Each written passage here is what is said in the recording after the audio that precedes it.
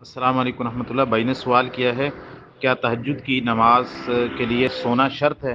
نہیں میرے بھائی، ایسا کوئی شرط نہیں ہے۔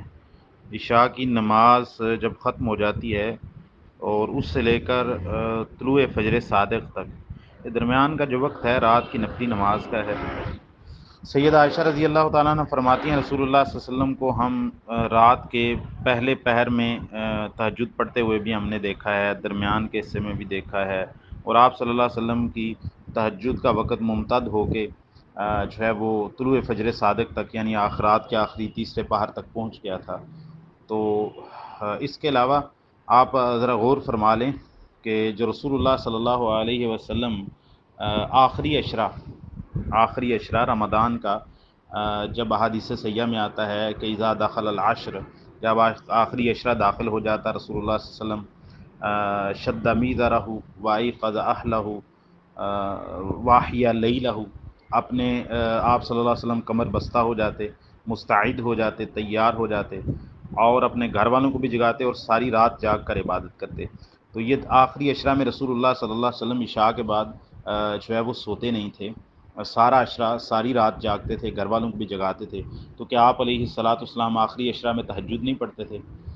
اور اسی طرح آپ اس بات پر بھی غور فرما لیں کہ جو ہم تراویح پڑھتے ہیں، تمام مسلمان تمام امصار کے اندر اور پوری دنیا کے اندر عشاء کی نماز کے فوراً بعد تراویح رمضان میں یہ قیام اللیل بھی ہے، صلاۃ اللیل بھی ہے، تہجد بھی ہے، جو ہے وہ قیام رمضان بھی ہے، جس کو تراویح کا نام بھی دیا گیا ہے۔ تو یہ تو سوئے بغیر پڑھتے ہیں۔ اب یہ عشاء کی نماز تو ہے نہیں، عشاء کی نماز نہیں ہے۔ اب یہ کون سی نماز ہے بھئی؟ رات کی نماز ہے، نفلی نماز ہے، قیام اللیل ہے، صلاۃ اللیل ہے، قیام رمضان ہے، تراویح ہے، تو ہم سوئے بغیر سارے پڑھتے ہیں۔ لہٰذا قرآن و سنت میں ایسی کوئی شرط نہیں آئی کہ آپ تہجد کی نماز کے لیے سونا ضروری ہے، ایسی کوئی شرط قرآن و سنت سے نہیں آئی، نہ رسول اللہ صلی اللہ علیہ وسلم کے عمل سے ایسی بات ملتی ہے کہ آپ صلی اللہ علیہ وسلم نے اس کو لازمی قرار دیا ہو، یا اگر سوئے بغیر کوئی شخص جو ہے وہ عشاء کی نماز پڑھی، اس کے بعد وہ پڑھتا رہا، مطالعہ کرتا رہا۔ ہم مدارس کے اندر اکثر ہوتے تھے تو رات کو 11-12 بجے تک طلباء جو ہے وہ لائبریری میں مطالعہ کرتے رہتے تھے، آج بھی یہی سلسلہ چل رہا ہے۔ تو جب سونے کا ٹائم ہوتا 12-1 بجے، وضو کرتے آ کے 2-4 نوافل پڑھ کے سو جاتے، تو تہجد اسی طرح ہوتی۔ تو اس میں بہت زیادہ آسانی ہے۔ تو رات کے پہلے حصے میں بھی تہجد پڑھی جا سکتی ہے، تو رات کے جب پہلے حصے میں تہجد پڑھیں گے تو عشاء کے فوراً بعد پڑھ سکتے ہیں، یا عشاء کے بعد پڑھیں گے، ظاہر ہے اس میں سوئیں گے نہیں، اور رسول اللہ صلی اللہ علیہ وسلم نے ایسا کیا ہے، سید عائشہ نے بیان کیا ہے، یہ صحیح حدیث میں موجود ہے، ان کی سندیں بالکل اعلیٰ درجے کی اسناد ہیں۔ اسی طرح میں نے آخری اشرا کی مثال دی، رمضان کی رسول اللہ صلی اللہ علیہ وسلم ساری رات جاگتے تھے، تو اس میں تہجد تو پڑھتے ہی تھے۔ اس کے علاوہ تراویح کی مثال، گویا کہ امت کا اس بات پر اجماع ہو گیا، رمضان میں تو پورا مہینہ تمام مسلمان عشاء کے فوراً بعد بغیر سوئے تہجد، قیام اللیل، قیام رمضان، تراویح پڑھتے ہیں، اور وہ رات کی نماز ہے۔ اس کے علاوہ میں ایک اس سے بھی زیادہ آسان دلیل آپ کو دیتا ہوں، جو ہم وطر کی نماز پڑھتے ہیں، اور رسول اللہ صلی اللہ علیہ وسلم نے خود نصیحت کیا اپنے صحابی کو کہ سونے سے پہلے تو وطر پڑھ لے۔ تو جو ہے نا اب وطر کیا ہے؟ وطر عشاء کی نماز تو نہیں ہے، وطر عشاء کی نماز کے ساتھ ملحق تو ہو سکتا ہے، لیکن عشاء کی نماز تو نہیں ہے۔ عشاء کی نماز تو 6 رکعت ہے، 4 فرض ہیں اور 2 اس کے بعد سنت مؤکدہ ہیں، 6 رکعت ہے۔ اب یہ جو وطر 1 پڑھتے ہیں یا 3 پڑھتے ہیں یا 5 پڑھتے ہیں، یہ جو عشاء کے فوراً بعد پڑھتے ہیں، تو کیا آپ سو کر پڑھتے ہیں یا سوئے بغیر پڑھتے ہیں؟ سارے مسلمان ہی جو عشاء کے بعد پڑھتے ہیں، جو سو کر دوبارہ تہجد کے لیے نہیں اٹھتے، تو سارے مسلمان ہی عشاء کے فوراً بعد 2 سنت مؤکدہ پڑھ کے اس کے بعد 1 یا 3 وطر پڑھ لیتے ہیں۔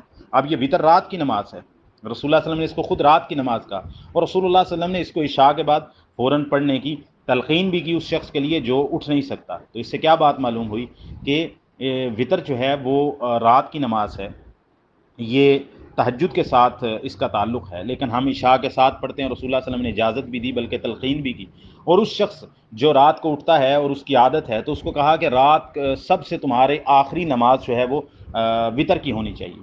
تو وہ جو وطر سب سے آخر میں پڑھنا تھا رسول اللہ صلی اللہ علیہ وسلم نے اس شخص کے لیے جس کو دوبارہ اٹھنے کی امید نہیں، آپ نے اس کو عشاء کے ساتھ بالکل الحاق کر کے پڑھنے کی اجازت دے دی۔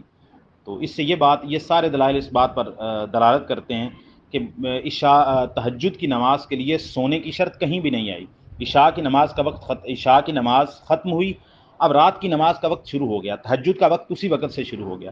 تہجد کا وقت کو رات 12 بجے کے بعد تو شروع نہیں ہوتا، 11 بجے کے بعد شروع تو نہیں ہوتا، تہجد کا وقت جو ہی عشاء کی نماز کے بعد اب رات کی نفل نماز کا وقت ہے، اور یہ فجر صادق طلوع ہونے تک ہے۔ اب اس کے دوران چاہے آپ سوئے چاہے نہیں سوئے، آپ جب بھی پڑھیں گے، نفلی نماز پڑھیں گے تہجد کی نیت سے، تو آپ کی تہجد کی نماز ہی ہوگی، اور اس کے دلائل میں نے آپ کے سامنے رکھ دیے ہیں۔ اور اس کے علاوہ قرآن و سنت میں یہ شرط کہیں نہیں آئی کہ عشاء کی تہجد کی نماز کے لیے سونا شرط ہے۔ جب قرآن و سنت نے، نبی صلی اللہ علیہ وسلم نے، صحابہ تابعین سے ایسا کوئی قول نہیں ملتا، تو پھر یہ خام خواہ کی شرط لگانے کی کیا ضرورت ہے، لوگوں پر تنگی کرنے کی۔